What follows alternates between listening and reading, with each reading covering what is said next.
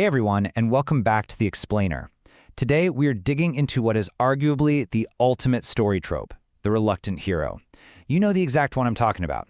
It's that protagonist who just wants to stay in bed, drink a nice cup of tea, and completely ignore the epic, world-saving destiny that is practically kicking down their front door. But why is this so incredibly compelling to us? Why do we absolutely love characters who spend half the story actively trying to run away from the plot? Well, today we're taking a structured journey right into the mechanics of the reluctant hero. We're going to decode the actual blueprint of mythology to see exactly how and why these heroes say no.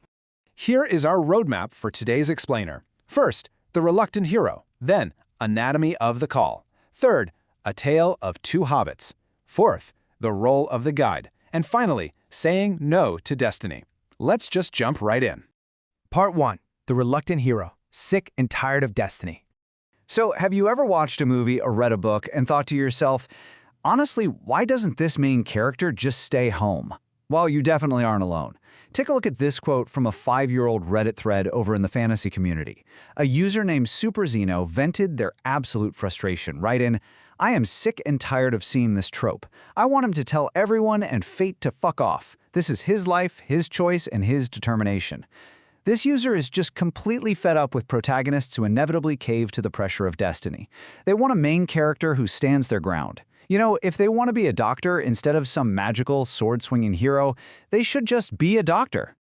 And that brings us to the central mystery we're unpacking today.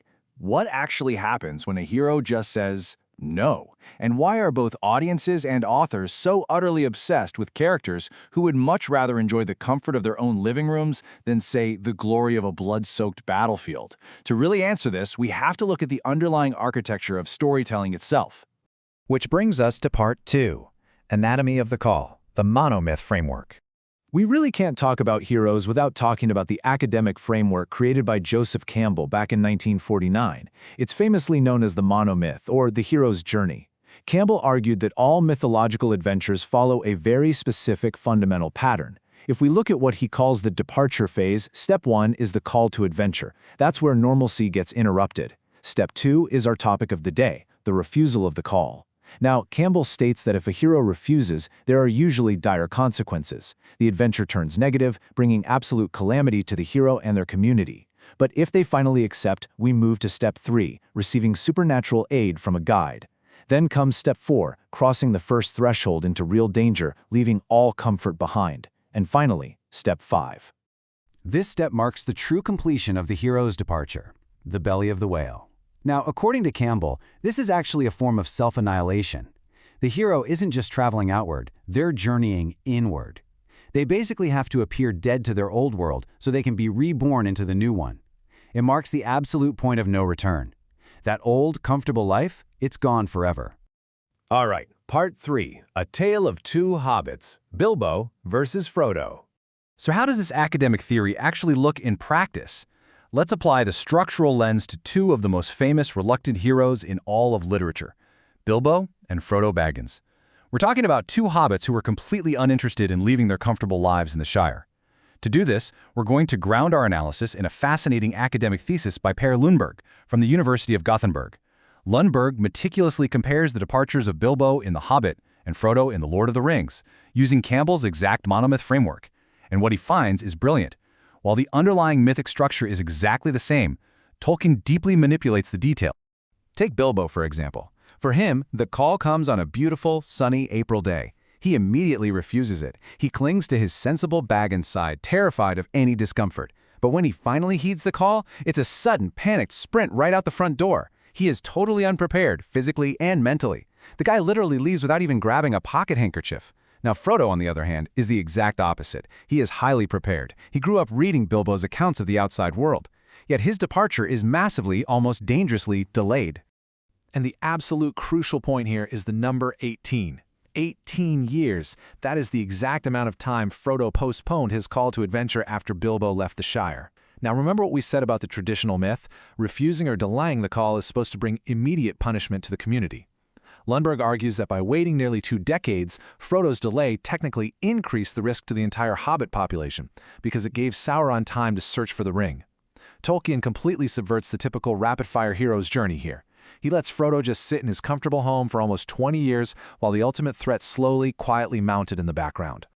Moving on to part 4, the role of the guide. Enter the wizard.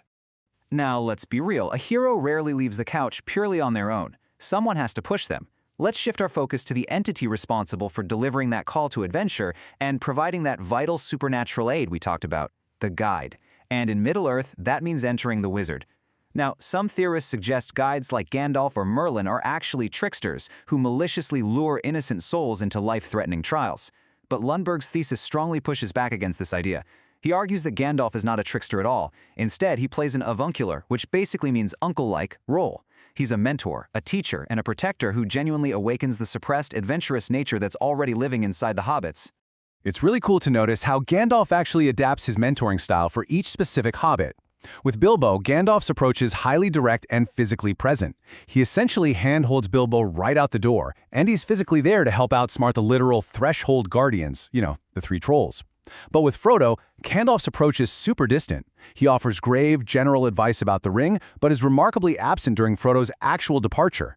He basically leaves Frodo to manage his own horrific escape from the Shire. He forces Frodo to rely entirely on his own wits and his loyal friends to cross the river and survive those terrifying Black Riders. It's the exact same Monomyth step, but executed with an entirely different flavor of guidance. Which brings us to our final section, Part 5, Saying No to Destiny, Modern Media Rebels. Let's bring this analysis right back to the modern day. How are contemporary creators handling this trope? Are they finally giving our frustrated Reddit user what they asked for? A hero who successfully just says no. The answer is a resounding yes. The fantasy community actually came through with a lightning round of fantastic recommendations. You've got Rincewind from Terry Pratchett's Discworld, a wizard whose absolute primary skill is running away from danger. You have Carrot from the Watchbooks, who has literally all the makings of a destined king but just wants to be a good city watchman. None of that destiny nonsense for him. China Miéville's The Scar features a protagonist who actively sabotages an epic quest just so she can go home. And then there's my absolute favorite, Arnie from the fictional podcast Hello from the Magic Tavern. Arnie falls through a magical portal, gets offered numerous world-saving quests, but simply chooses to stay inside a tavern because he gets a weak Burger King Wi-Fi signal, so he just sits there and hosts interviews. It is a hilarious, literally perfect rejection of destiny. And this really proves just how deeply Joseph Campbell's theory permeates our culture even today. It's not just in books. The Canadian pop rock band Mariana's Trench released a single in July 2024 called I'm Not Getting Better. And the band explicitly stated that this song was intentionally written to correspond to Campbell's third plot point, supernatural aid. The track is literally about reflecting on self-doubt and finding the strength to overcome those massive life obstacles that arrive right after you are called to an adventure.